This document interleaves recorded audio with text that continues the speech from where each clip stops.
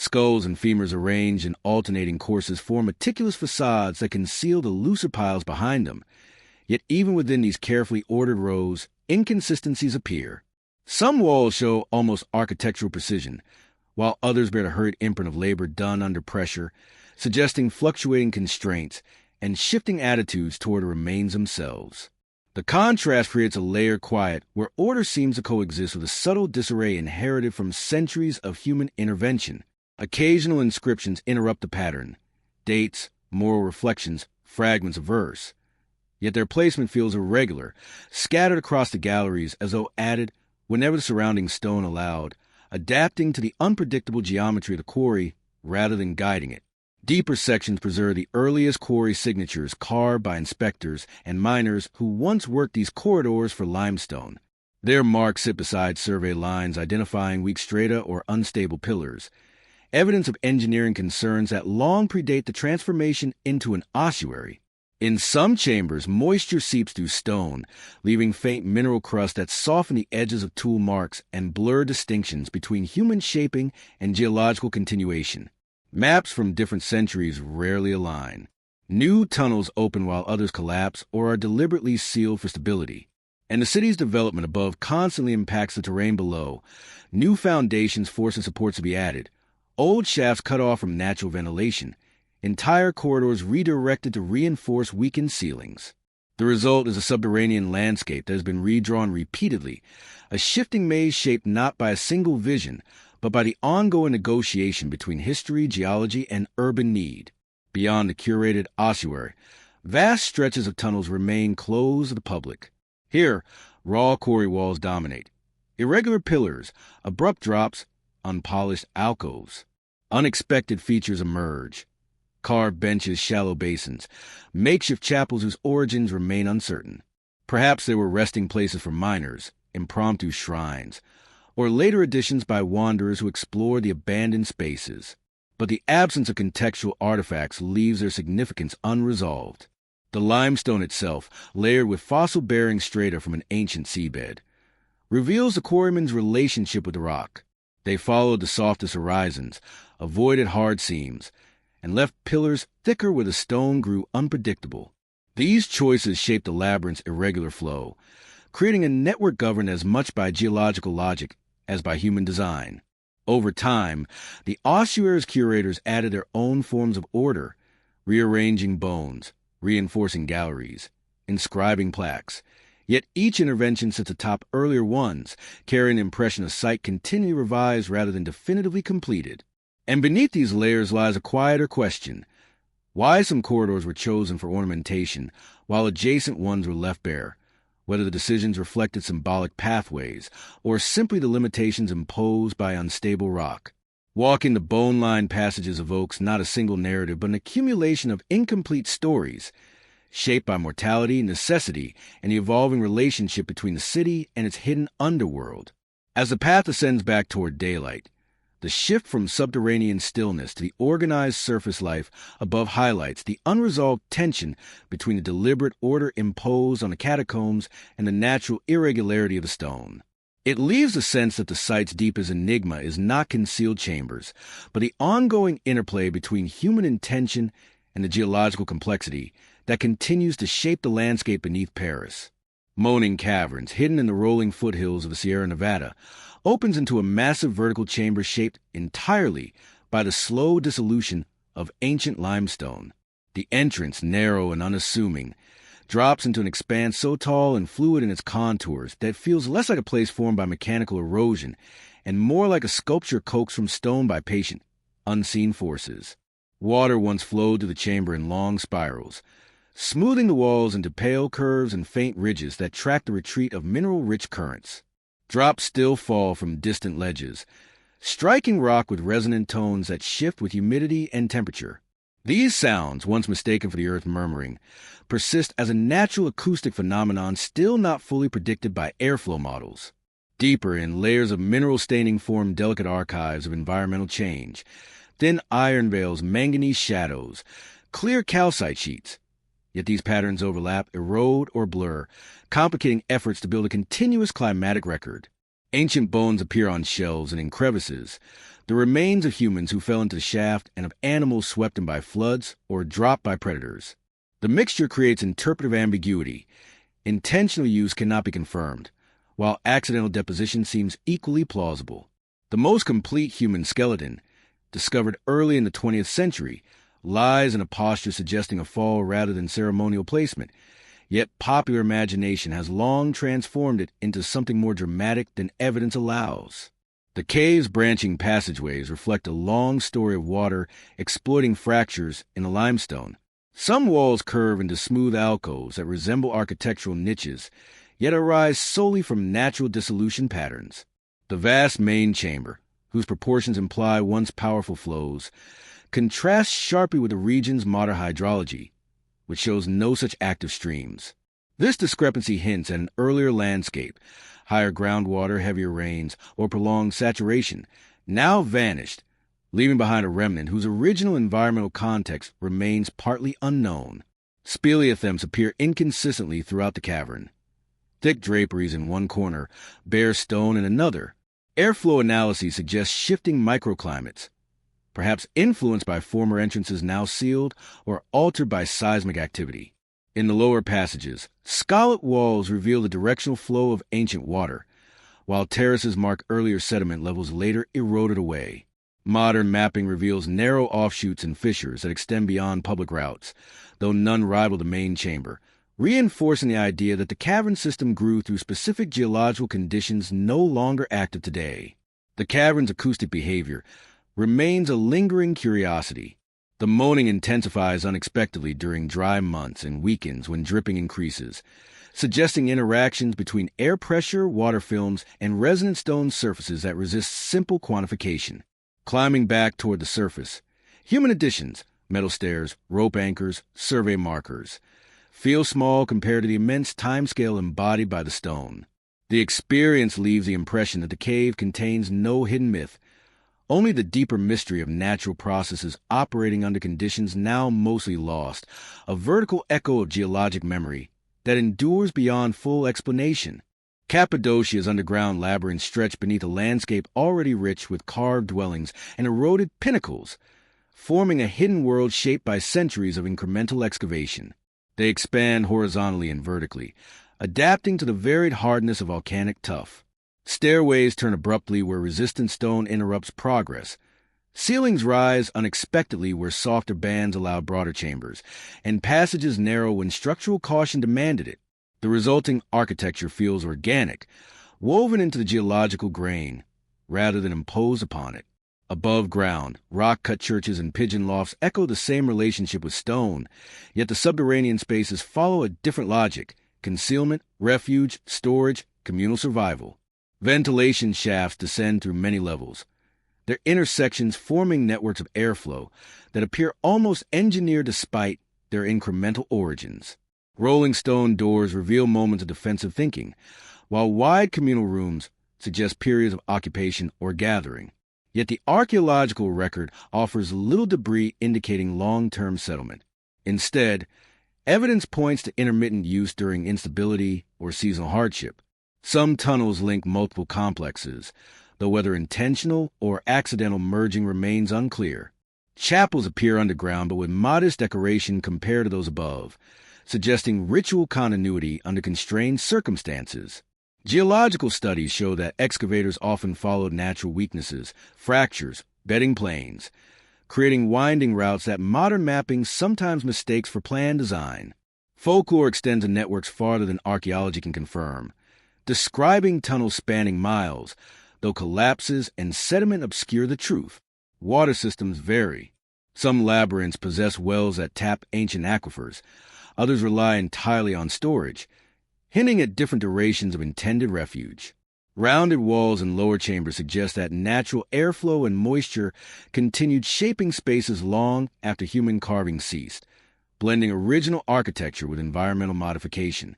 Mineral crusts obscure tool marks in places, blurring timelines further. Each complex reflects a distinct rhythm of adaptation, shaped by community needs, geological constraints, and historical pressures. Emerging from narrow corridors into the brightness of Cappadocia's open valleys reveals an inversion. The surface landscape mirrors the underground one, both carved by time, necessity, and imagination. These labyrinths are not secret cities or monolithic refuges, but living documents of survival, shaped by hands responding to a landscape that gave and demanded in equal measure, their full story lingering between archaeological evidence and the silent endurance of volcanic stone. Here is your rewritten continuation, NAR plus Hypogeum, combined into one seamless narrative. Beneath the quiet fields of Picardy, where wheat sways evenly beneath the wind and the horizon offers no hint of disturbance, the underground city of Nowers begins inconspicuously, through stairwells worn smooth by centuries of passage. The descent leads into a sprawling world whose scale already stretches beyond kilometers, and still the edges vanish into sediment-packed corridors and collapsed galleries. What is known reflects only the surface of a far deeper architecture. The medieval and Roman traces found here may simply be the most recent occupants of a space formed long before them.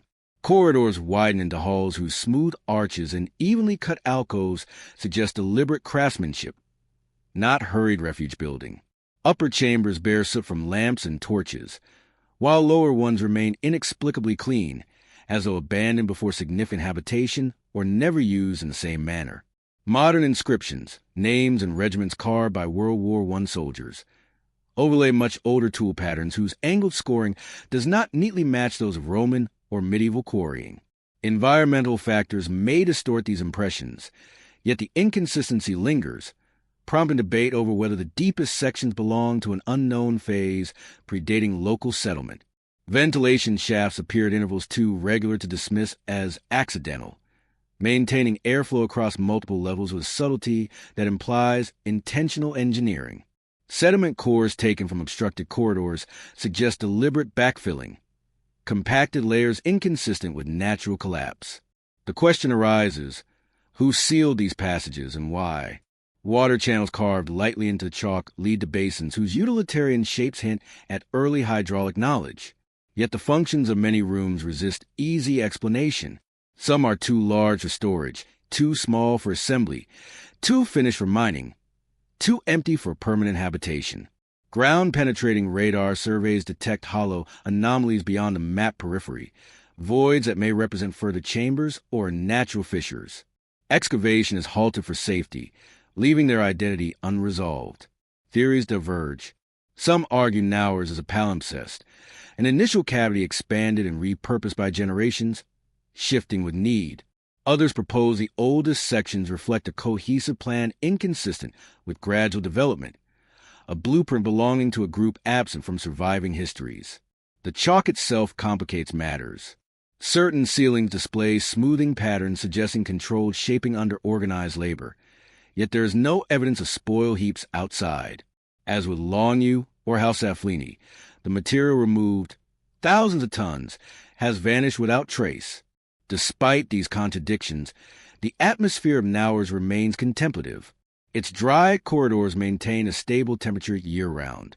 Lights switched off for testing allowed darkness to close completely, revealing how absolute the underground quiet becomes. In that moment, the city feels suspended, as though waiting for an interpretation not yet discovered. And always, there is a lingering impression that another chamber may lie just beyond a thin wall of chalk, untouched for centuries. Far to the south, beneath the steady streets of Paola, Malta, the hypogeum of House Afflini descends in a series of chambers carved so intentionally that stone and architecture seem inseparable. The boundary between construction and geological shaping becomes indistinct. At the point where the first passage opens into 3 stack levels, the atmosphere shifts. The air feels thicker, as though resonant with something stored across millennia.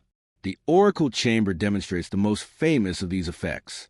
Even the softest voice sets its curved surfaces humming in amplified waves. The acoustics have been studied repeatedly, yet their precision is difficult to explain without acknowledging a deliberate understanding of sound behavior, something not documented in Neolithic Malta. Whether this was used for ritual, communication, altered states, or something beyond present vocabulary, remains unrecorded.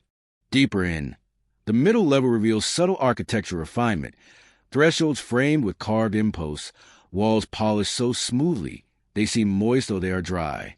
Carefully placed artifacts, Shell beads, small figurines, polished stones appear not in clusters but individually or in small groups, hinting at ritual activity without defining it. The lowest level, partially submerged and tightly restricted, complicates the timeline. Tool marks here appear rougher than those above, yet the architectural motifs, curved ceilings, recessed niches, mirror upper chambers. Some propose a single continuous project executed over generations. Others suggest a more ancient base level later, refined by a related but different culture. And once again, the vast absence of debris emerges. The volume of stone removed to create the hypogeum would have been immense, yet no corresponding spoil piles exist nearby. The idea that all this material simply vanished into later construction remains possible but unconvincing.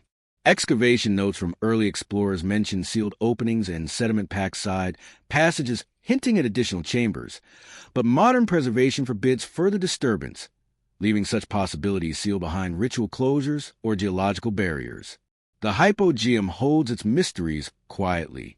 Its walls feel neither welcoming nor forbidding, only patient. And in the dim transitions between chambers, light diminishing, sound shifting, stone curving like an organic form, one senses that the site's greatest revelations lie not in newly uncovered rooms, but in the unanswered questions embedded within its smooth, ancient surfaces.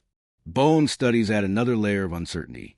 Human remains recovered from a hypogeum do not form organized burials, but appear scattered, representing individuals of different ages deposited across multiple episodes rather than through a sustained mortuary practice. Some bones show traces of red ochre, introducing symbolic dimensions whose meanings lack direct parallels in other Neolithic contexts on Malta, coupled with faint pigment residues on certain walls. These clues imply ritual behaviors that we only partially understand. The geometry of the chambers deepens the intrigue. Trilithon motifs carved directly into bedrock echo the forms seen in surface temples, such as Hagar Kim and Nadra, yet the proportions shift subtly underground, as though the architects were translating open-air ritual architecture into a more secretive subterranean counterpart. This continuity of form suggests the hypogeum was not isolated in purpose, but part of a broader ritual landscape in which sound, light depth, and spatial psychology intertwined. Even with this evidence, the site resists definitive explanation. The acoustics of the oracle chamber, the missing debris corresponding to immense excavation, the sealed lower passages, and a consistent architectural refinement, together imply a knowledge system more coherent than the fragments surviving above ground. It makes the hypogeum feel like a preserved segment of a much larger tradition, the remaining entryway to a cultural worldview whose other monuments may have eroded, collapsed, or remain undiscovered. In its silence, where limestone vibrates faintly under the gentlest voice, the sensation arises that the place was shaped as much for the earth itself as for those who entered it. The drowned chambers, the sealed portals, and the unilluminated recesses all leave open the possibility that the structure is only one surviving node of an older experiment in subterranean architecture, its full scope now lost beyond the limits of present evidence.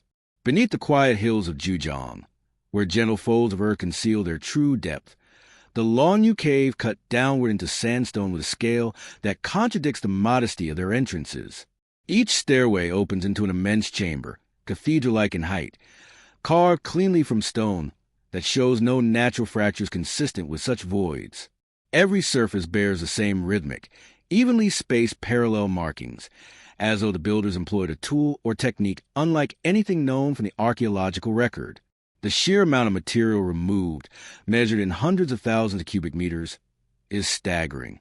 Yet not a trace of spoil has ever been located. Weathering cannot account for its disappearance, nor reuse, for the volume far exceeds what could have been absorbed into known construction. This absence forms one of the site's fundamental contradictions. Vast spaces carved, yet no evidence of the labor that created them. More than 20 chambers share consistent proportions, angled walls, and similarly positioned pillars, suggesting a unified plan rather than a collection of independent excavations. The symmetry is so disciplined that even slight variations appear intentional. In several caves, water basins sit at precisely level positions, indicating a sophisticated awareness of gradient. Their recurrence implies a shared function, practical, ritual, or perhaps acoustic. Sound behaves strangely in these chambers. Some corners swallow resonance entirely, while others amplify it into prolonged waves that interact with the wall striations in ways not yet fully explained. These phenomena give the impression that the caves were tuned as much as carved. Despite their size, the caves contain almost no artifacts. Pottery fragments recovered from upper layers belong to later periods and cannot be tied to the original construction. No inscriptions, no tools, no hearths or habitation debris appear. Toolmark analysis only deepens the mystery. Experimental chiseling fails to replicate the uniform grooves, indicating either an unknown implement or a coordinated labor practice whose details are lost. Geological studies reveal that the builders placed each chamber along natural stress lines in sandstone, a decision that greatly improves stability. This suggests an empirical geological understanding far ahead of its time. The orientation of neighboring caves, especially those sharing water features and parallel planes, implies they may have been conceived as components of a larger integrated system, even if connecting corridors have collapsed or were never finished. A striking absence of soot on ceilings raises logistical questions. How were these massive interiors illuminated during construction? Torches would have produced smoke accumulation, yet there is none. Ventilation shafts are not evident, producing another operational paradox. Immense chambers carved deeply underground, yet no trace of the smoke or airflow needed for such work. Explanations remain competing and incomplete. Granary theories fail against the cave's unnecessary precision. Reservoir hypotheses fit the basins, but not the uniformity of interior design. Ritual interpretations struggle with the complete lack of symbolic material. Military storage conflicts with the delicacy of the carved surfaces. Comparisons to other global carved voids, sites also missing debris and lacking inscriptions, remain suggestive but unproven. Standing inside a long U-chamber, where the ceiling seems to hover weightlessly above carefully sculpted pillars, one senses an intent far beyond practicality. The silence feels deliberate, the geometry orchestrated. Each chamber feels less like a quarry and more like a monumental sculpture whose original meaning has slipped entirely out of historical memory. The deeper the echo, the greater the unanswered question. Why hollow out a world this large, this precise, and leave no explanation? Beneath the basalt cliffs of Maharashtra, where the Wagra River bends in a quiet gorge, the Ajuna caves emerge not as surface monuments, but as a mountain hollowed from within. Each chamber extends inward with such precision that the cliff's exterior remains unbroken, creating the impression that the builders crafted an interior universe that was never meant to advertise itself from outside. Nearly 30 caves follow a bending arc along the escarpment, their interiors unified by a vision that spans centuries. Prayer halls, monastic quarters, and sculptural tableaus unfold with the coherence of a carefully engineered organism. Vaulted ceilings mimic timber ribs, even though every curve was carved from living rock, turning the mountain into a kind of architectural body. The excavation itself presents an early contradiction. The stone volume removed to create these chambers is monumental, yet no spoil piles exist. The cliff face offers little access for transporting debris, and the river below could not have carried away the extraordinary quantity implied. Either the debris was removed with methods not yet understood, or the landscape once looked radically different. The interior geometry across centuries of construction remains remarkably consistent. Walls, columns, and arches maintain shared proportions, suggesting either an astonishingly stable architectural tradition or the existence of guiding templates whose origins are unknown. The great Chaitya halls complicate interpretation even further. Their vaulted apses and stone ribs produce acoustics that seem designed for chanting, reflecting an intimate understanding of sound that transcends material imitation. Yet their refinement contrasts with unfinished chambers nearby, where excavation stopped abruptly and tool marks remain sharp. The painted murals, fragments of brilliant blues, umbers, greens, and golds, still pulse with narrative life, though soot, water infiltration, and ancient repairs blur their edges. Underlayers reveal adjustments, overdrawn figures, and reworked gestures that indicate dynamic creative processes rather than static execution. Religious transitions do not follow a straight chronological line. At Ajanta, early Hinayana caves sit beside later Mahayana masterpieces. Older structures were maintained or repurposed even as new philosophies took root. Inscriptions attribute some caves to merchants, others to royalty, but many of the grandest remain anonymous. Differences in carving styles reveal that multiple guilds work simultaneously or in succession, adapting to geological shifts, tool failures, or changes in patronage. Some cave exteriors exhibit grandeur unmatched by their interior austerity, raising questions about symbolic facades meant to communicate messages visible only from specific vantage points. Others show refined interior iconography but minimally adorned entrances, suggesting ritual priorities that place meaning inside rather than outside. Geological constraints shaped many decisions. Basalt varies dramatically in hardness, forcing builders to adjust room placement and pillar thickness in response to unpredictable stone behavior. Abandoned caves, half-carved pillars, and uncompleted doorways add layers of ambiguity. Whether construction ceased due to political upheaval, economic decline, or geological instability remains uncertain. And over centuries, the forest reclaimed the site, vegetation filling entrances, sediment sealing doorways, protecting murals even as it obscured entire phases of occupation. Walking through the dim halls today, with murals flickering under low light and carved ribs amplifying each footstep, one senses not only artistic mastery, but also an unresolved accumulation of intentions shaped by changing beliefs, shifting resources, and geological negotiation. A junta becomes less a fixed monument than a dialogue between aspiration and stone, a dialogue whose original meaning remains partly submerged in the gorge's silence, suspended just beyond complete historical recovery. In stone indicates an advanced understanding of auditory behavior in enclosed spaces, a sensitivity more complex than simply imitating structural forms. In several caves, unfinished carvings freeze the process mid-gesture. Tool marks plunge into basalt in sweeping, fluid arcs that suggest both power and precision, movements that modern experiments have struggled to replicate using reconstructions of known ancient implements. This difficulty fuels a question of whether a junta's artisans employed tools or techniques now lost, methods that left no surviving artifacts yet shaped surfaces with remarkable clarity. The murals, fragile but still radiant, introduce another puzzle. Their iconography is well studied, but the technical mastery behind their survival remains elusive.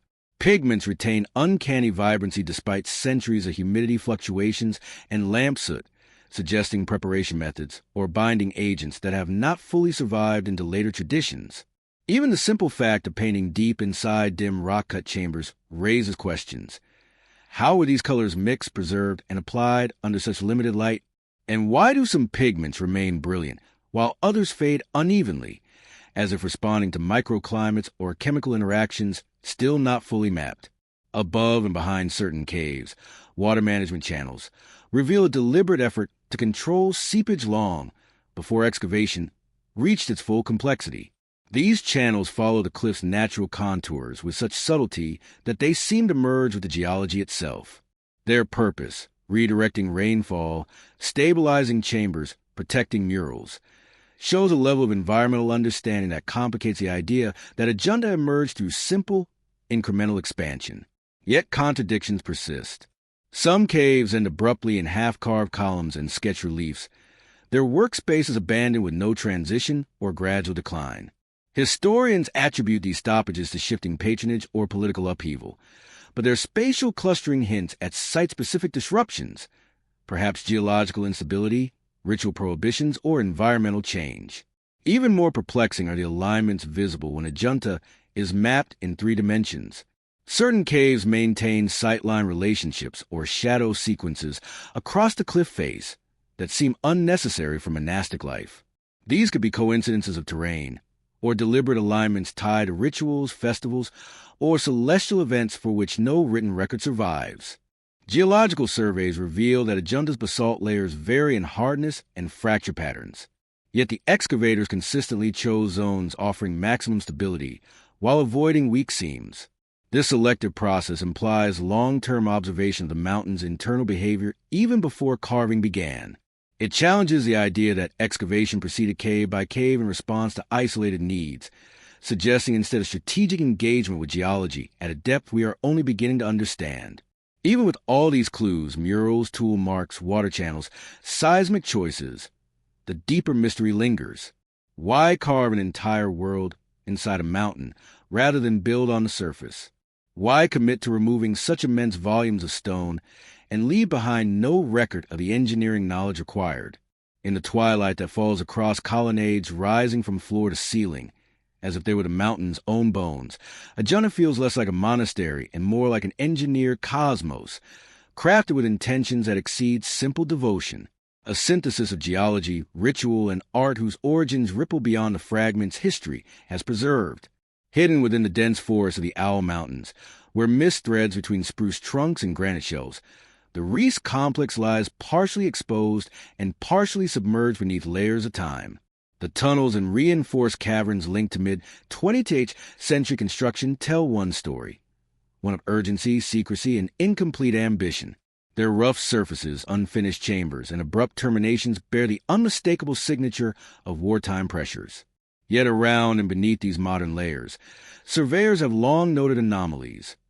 Void with sharp, regular boundaries, sudden density changes in bedrock, and angular cavities that do not match the chaotic geometry of explosive excavation.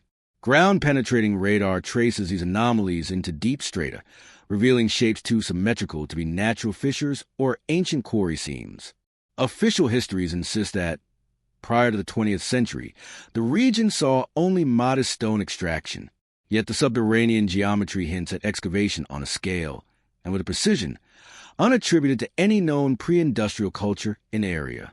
Some shafts are not in untouched rock, but in compacted fill, as if modern tunnels intersected older passages long sealed. These sealed sections cluster around the complex's deepest reaches, encouraging speculation, cautious but persistent, that wartime engineers may have encountered remnants of an older system and built alongside or through it without fully grasping its extent. Airflow irregularities and abandoned corridors point toward hidden voids. Temperature anomalies, recorded in narrow alcoves, imply large unopened chambers just beyond current boundaries. Yet excavation is forbidden due to instability, leaving these signals unresolved. The geology raises further contradictions. The Owl Mountains are composed of hard metamorphic rock, resistant to rapid excavation, yet some deep chambers display surfaces too smooth, too evenly curved to match wartime blasting. Mineral accretions on these surfaces suggest an age far older than the concrete supports framing them. Dating is complicated by metamorphic processes, but the possibility of older human intervention lingers.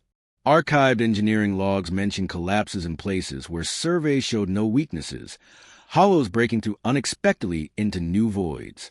The tone is clinical, but between the lines lies evidence of a subterranean landscape even the engineers could not predict. Later explorers report faint tools scoring inconsistent with drills or explosives, marks that may belong to early modern quarrying or something predating even that. Mapping the region reveals a loose grid of sinkholes and narrow vertical fissures that mirror the distribution of both documented and suspected tunnels.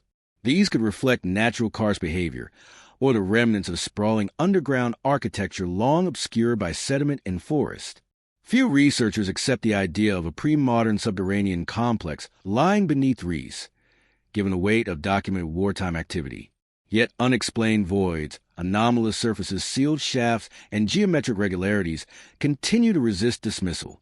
If older chambers exist, they have been folded into the later industrial excavation like ghost foundations beneath new construction, visible only where erosion or chance breaks through. In the stillness of abandoned corridors, where water drips onto concrete and echoing spaces feel larger than their mapped dimensions, the layers of time seem to overlap. The reinforced ceilings loom like ribs built upon older bones. Forest roots above anchor themselves in soil that hides cavities no survey fully catalogs. And the mountain holds its contradictions quietly, its deeper history suspended between eras, neither wholly ancient nor entirely modern, a convergence hinting at subterranean traditions older than the records that survive. The subterranean city of Derinqui descends in a controlled geometry far too deliberate to be dismissed as a product of slow, incremental expansion. Its vertical progression through multiple levels feels engineered rather than improvised, each floor shaped with consistency that challenges the notion that ancient communities carved only as necessity demanded. The deeper corridors lie far below the reach of natural light ventilation or casual habitation, zones where survival would have required knowledge of subsurface behavior far surpassing simple refuge-building techniques. The first level, with its carved pillars and low ceilings, seems suited for storage or brief shelter. But as one moves downward, the architecture shifts into a sharper logic. Massive rolling stone doors placed at strategic choke points, ventilation shafts rising in near-perfect vertical alignment for dozens of meters. Communal halls arranged with a spatial intelligence that seems architectural in intention rather than merely functional. Each chamber connects to others through narrow passages calibrated to maintain stable airflow across extraordinary depths, a feat difficult to reconcile with known technological capabilities of the era. The central ventilation shaft, often called the city's core lung, maintains a level of uniformity from its uppermost opening to its lowest junctions that implies not centuries of restructuring, but a single construction tradition executed with remarkable precision. The shaft's alignment with surface outlets is so exact that scholars debate whether the builders employed surveying techniques more advanced than simple plumb lines, methods that may have involved geometry or acoustic mapping long before such concepts were formally recorded. Deeper still, where stables, kitchens, wineries, and religious rooms emerge in the darkness, the spaces feel intimate, carved to human scale. Yet the absence of smoke residue in chambers clearly meant for extended occupation poses another puzzle. The airflow visible today cannot alone account for the oxygen needs of cooking fires, lamps, and clustered inhabitants. Some researchers argue that additional ventilation channels once existed, later lost to collapse or erosion, while others propose a far larger network of shafts now obscured by surface changes over thousands of years.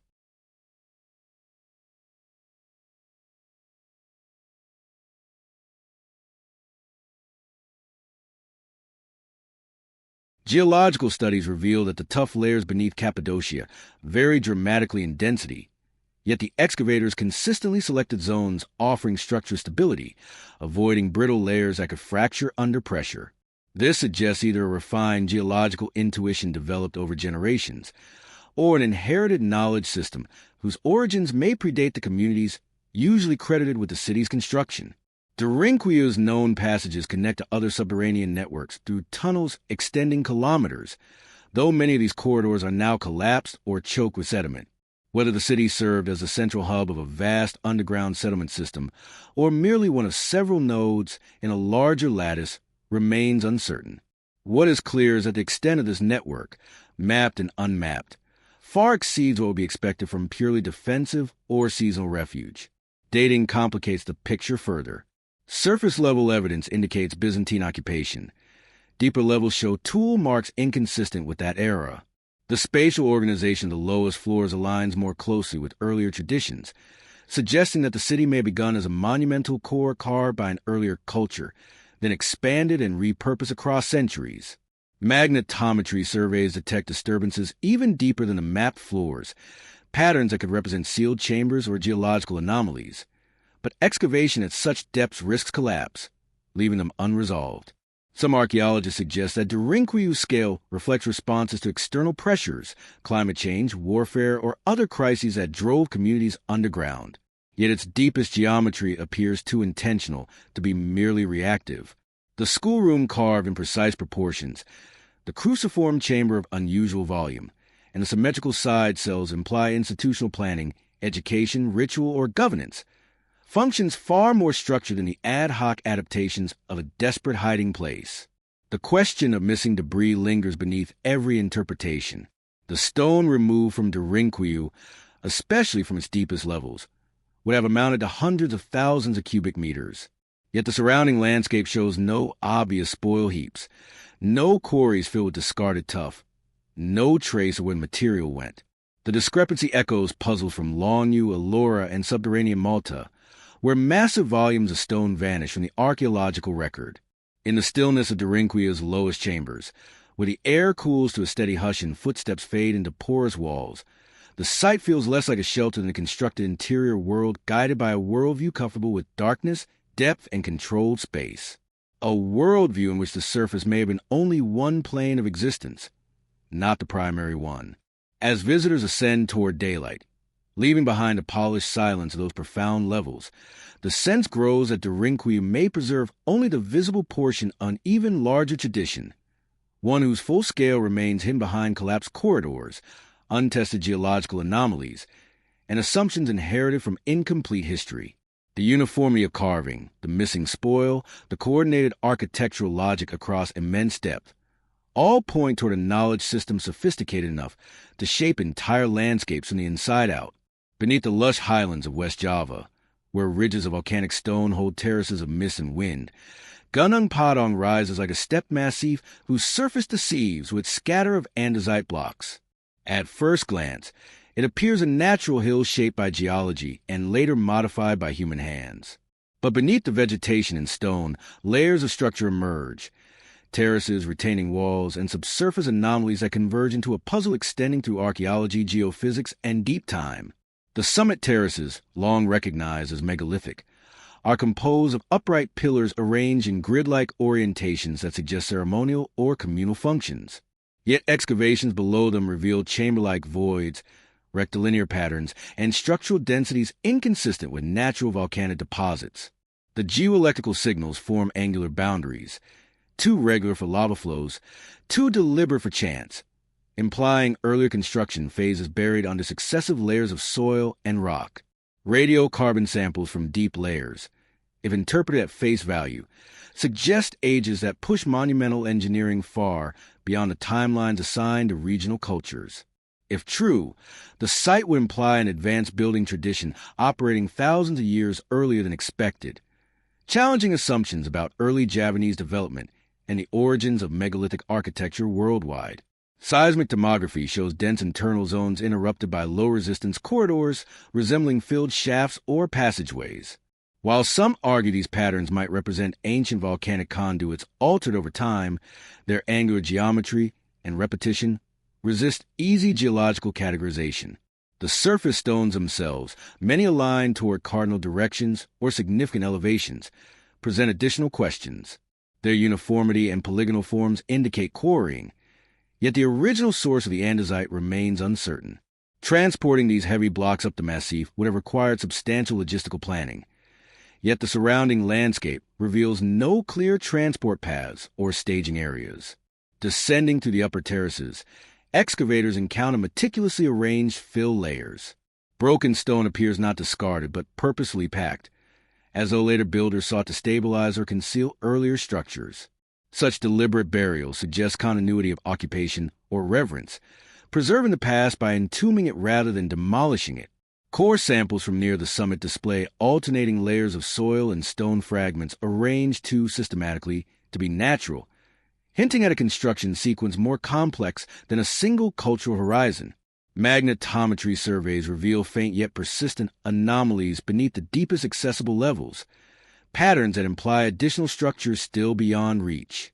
The contradictions sharpen when comparing the terrace's architectural logic to the site's deeper anomalies.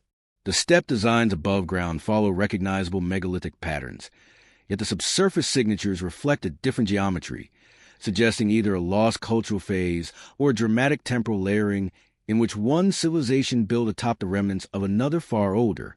As one moves across Gunung Padang slopes, the sense grows that this massif is not a single monument, but a palimpsest of intentions, ritual, architectural, geological, stacked across a timescale far longer than the visible stone suggests. The deeper the excavation, the more the mountain transforms into a layered archive, each stratum whispering of vanished knowledge, lost engineering traditions, and intentions not yet understood.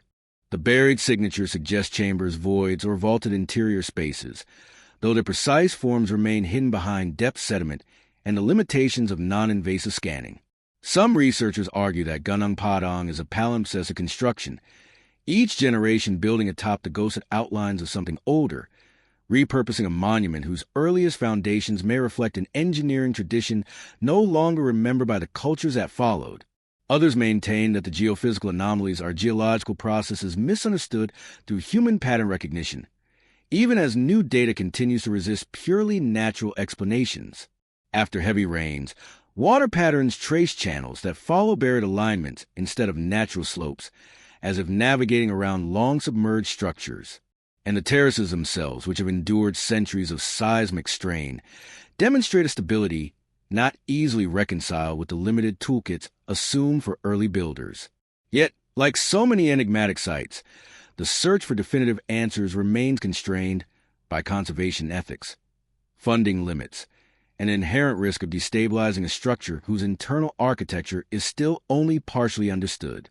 Many of the most intriguing anomalies remain sealed under layers that may take years or decades to safely uncover.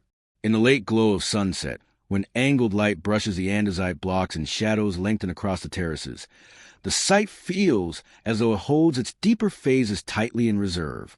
The mountain blurs the line between natural formation and ancient intention, its slopes carrying the weight of construction histories no longer visible. And as researchers continue probing its depths, balancing the possibility of deep antiquity with the caution required by ambiguous evidence, Gunung Padang remains suspended between competing narratives, one geological, one human, and perhaps another not yet understood. Its buried structure suggests that the visible summit may be only the most accessible layer of a monument far older and more complex than the surface implies. Beneath the rolling hills of Isoko, where farmland and forests spread across soft Balkan contours, the so-called Bosnian Pyramid of the Sun rises as a triangular prominence that looks at first like a natural hill, yet its angled flanks, unusually straight and consistently inclined, evoke geometric intent rather than incidental landform, prompting questions about whether the mountain conceals purposeful construction beneath its vegetation and soil. Excavations have exposed sequences of sandstone and concrete-like slabs arranged in tiered layers. Their flat faces and tight joints have been interpreted by some as artificial terraces, although critics counter that regional sedimentary geology can produce similar bedding patterns without human involvement. Ground-penetrating radar reveals rectilinear anomalies tens of meters underground, grids, corridors, and orthogonal planes, though these two remain contentious, since subsurface imaging can exaggerate natural features into architectural illusions. Still, the repeated detection of parallel alignments across multiple surveys keeps the debate alive. Core samples show alternating layers of clay, gravel, and cemented stone arranged with regularity that appears engineered. Some propose that successive cultures may have reshaped the hill, reinforcing its slopes or modifying earlier structures now buried. But without tools, artifacts, or datable architectural markers, the chronological framework remains speculative. The tunnel system in the nearby Ravn complex further complicates the picture. Its passages, filled with silt and fractured stone over centuries, follow gradients and wall profiles that differ from natural karst formations. Dry stacked stone walls appear at intervals, possibly supports or retaining structures, though their origin is uncertain without definitive cultural context. Airflow within the tunnels reverses direction with temperature changes, implying multiple uncharted connections to deeper voids. Sediment chemistry suggests periods of long stagnation punctuated by floods or collapses, raising the possibility that the tunnels represent an abandoned subterranean project partially reclaimed by geological processes.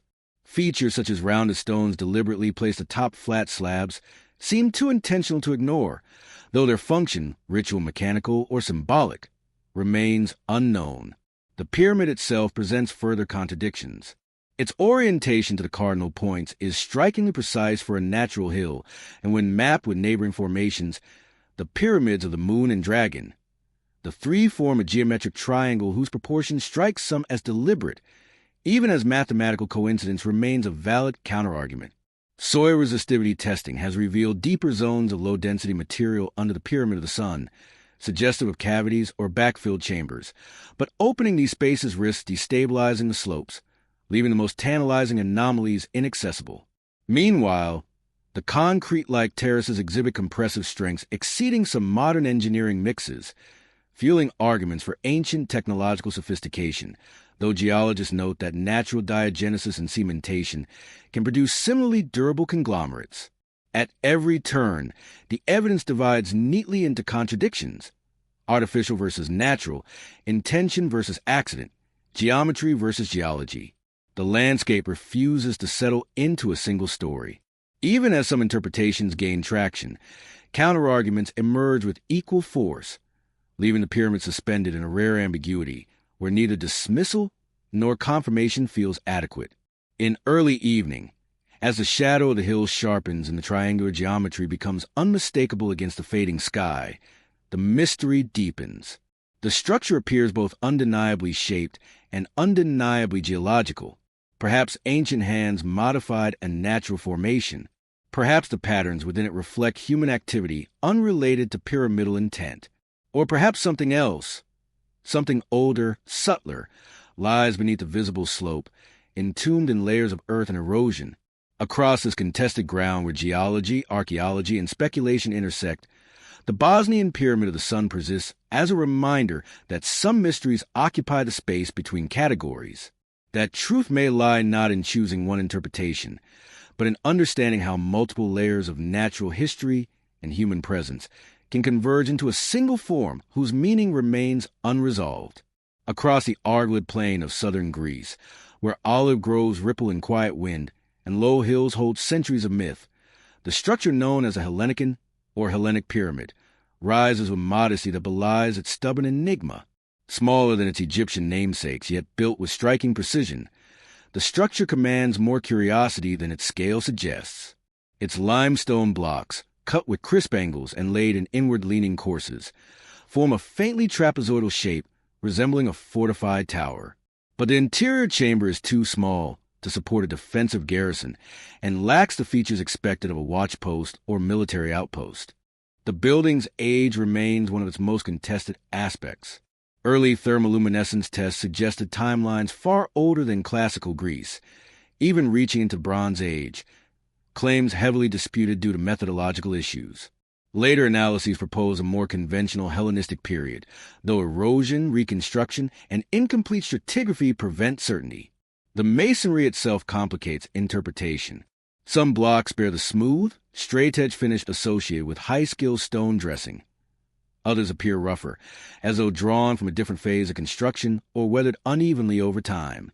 The orientation of the entrance, debated for decades, fails to align cleanly with ritual norms, defensive logic, or astronomical markers, leaving scholars unsure whether the structure served administrative, symbolic, ceremonial, or commemorative functions. What remains is a monument that does not fully belong to any category offered by existing archaeological patterns. Too refined to be dismissed as a rural outbuilding, too small to serve obvious military goals, too ambiguous to place within known religious traditions. In its quiet, geometrically disciplined form, the Hellenican lingers as a reminder that some structures endure not through grandeur, but through their refusal to explain themselves, standing at the threshold between cultural memory and forgotten intention, waiting for a context that may never be recovered. Surrounding soil layers contain pottery fragments from multiple periods, yet none securely tied to the structure's original phase, complicating attempts to identify who built it or what purpose it served. Nearby traces of foundations hint at additional buildings now lost, perhaps part of a small complex whose layout can no longer be reconstructed. Geological surveys of the limestone bedrock suggest the builders chose a location with unusual seismic stability, a surprising level of foresight for a structure of such modest scale. Shallow, trench-like depressions around the base may signal an earlier or later episode of modification, though their function remains speculative due to the absence of a coherent stratigraphic sequence. Some scholars argue that the Hellenican represents an architectural experiment, a trial form that tested geometries later refined in larger constructions. Others see it as an agrarian marker, a functional structure later cloaked in symbolic interpretation. Despite the lack of burial remains, parallels in form and orientation, the far-flung tumuli and marker monuments persist, and the precision with which certain blocks interlock stands in sharp contrast to the simplicity of the overall plan, suggesting a tension between craftsmanship and practicality. Perhaps a utilitarian building wrapped around the remnants of an older ceremonial core. Modern surveys detect subtle anomalies beneath the structure, shifts in soil density, small voids that could be natural pockets or remnants of earlier foundations. But excavation restrictions prevent verification, leaving these subterranean signatures unresolved. The building's alignment has long fueled debate. Some claim it faces celestial points meaningful to early agrarian communities. Others argue its orientation is too irregular to imply cosmic intent, pointing instead to Greek rural tendencies to build according to terrain rather than sky. Yet the combination of careful masonry ambiguous dating, and an interior plan devoid of definitive cultural markers allows the mystery to persist. It suggests either a lost architectural context or an intentionally mundane function whose memory dissolved over centuries. In the soft afternoon light, when shadows sharpen along its angled stones and the geometry becomes briefly more articulate, the structure feels momentarily deliberate, as though its builders attempted to balance stability with meaning, even if that meaning now slips beyond recovery. And as evening quiet settles over the landscape, the Hellenican remains suspended between competing interpretations. Watchtower, tomb, experiment, symbol, each supported by fragments, none fully conclusive. Its modest dimensions conceal the weight of its unresolved past, hinting that the truth may lie in layers now buried or in traditions long dissolved into the soil, awaiting a connection yet to be rediscovered.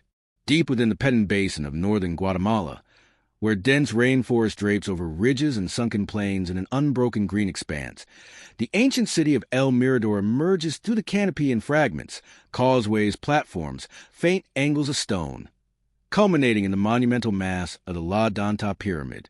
From ground level, the forest obscures nearly everything, but from above, La Danta reveals itself as one of the largest constructions of the ancient world, a tiered mountain of human design rising from jungle and time.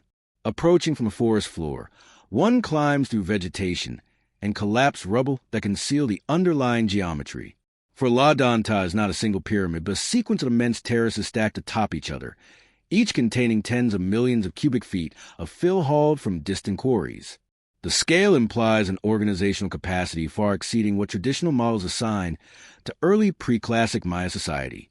Upper platforms, though partially overtaken by trees, retain alignments suggesting astronomical intention, their corners oriented with surprising precision. Lower levels, buried beneath centuries of sediment, reveal carefully laid stone facings and compacted fill whose engineering remains consistent across an enormous footprint. Excavation pits open along the terraces uncover plaster floors, so evenly applied that they remain cohesive despite centuries of root penetration. The plaster's chemical composition points to deliberate mixing techniques capable of exceptional durability, echoed in the city's hydraulic systems. Channels and reservoirs designed to capture and distribute scarce seasonal water with remarkable efficiency. The sheer volume of material within La Danta raises persistent questions about labor mobilization, resource logistics, and social hierarchy in a region long thought too sparsely populated to support such efforts. Recent LiDAR surveys show that El Mirador was far more extensive than early maps suggested, its causeways linking platforms and satellite complexes across dozens of kilometers. Yet the relationship between this broader landscape and the construction sequence of La Danta remains only partially understood. Contradictions appear in the stratigraphy. Deeper layers reveal abrupt shifts in building style, finely cut blocks interspersed with rougher stonework, hinting either at political transitions or at construction phases led by distinct groups who nonetheless maintain a unified architectural vision. Chambers near the summit contain murals painted in vivid pigments, their imagery hinting at cosmological narratives intertwined with rulership and ritual. But limited excavation and the fragility of the surviving art prevent full interpretation. Soil chemistry around the base shows nutrient profiles inconsistent with natural forest accumulation, suggesting that the area once functioned as a cleared ceremonial zone whose outline is now lost beneath centuries of regrowth. LiDAR continues to reveal platforms and substructures previously assumed to be untouched jungle, extending the pyramid's footprint and implying that what appears visible today is only the most accessible portion of a much larger architectural monument. The massive retention walls stabilizing the terraces show mortar formulations and stone placements optimized for seismic resistance, an impressive feat given the region's tectonics. And the decision to build La Danta atop a colossal artificial platform, not simply to modify a natural hill, reveals a conceptual preference for engineered geometry over landscape adaptation. Yet despite such sophistication, many residential and administrative areas remain unexcavated or unmapped, leaving a fragmented understanding of the society that erected such monumental forms. Ceramic fragments from upper levels suggest continued ceremonial use into later phases of occupation, while deeper ceramics point to even earlier building periods. Distinguishing foundational construction from later refurbishment is complicated by forest succession, collapse, and looting. The causeways radiating from the pyramid lead to additional buried complexes, raising the possibility that La Danta was not merely a ceremonial apex, but keystone in a regional network of political and cosmological significance. Still, the largest questions linger in the silence of its massive terraces. Why raise a monument of such extraordinary scale in a remote, waterlogged basin? How mobilize the immense labor required? What worldview justified the carving of an artificial mountain whose ascent unfolds across multiple monumental stages? In the late afternoon, when amber light filters through the canopy and the terraces glow in softened relief, La Danta seems to hover between earth and sky, immense yet strangely weightless beneath the forest that has reclaimed it. It feels less like a ruin and more like the visible edge of vision whose full dimensions remain hidden beneath soil, roots, and unexcavated mass. And as dusk settles, the unanswered questions deepen in the humid air, leaving El Mirador one of the greatest enigmas of the ancient world. Its foundations anchored in deep antiquity, its meaning still obscured by layers of vegetation, time, and unanswered complexity.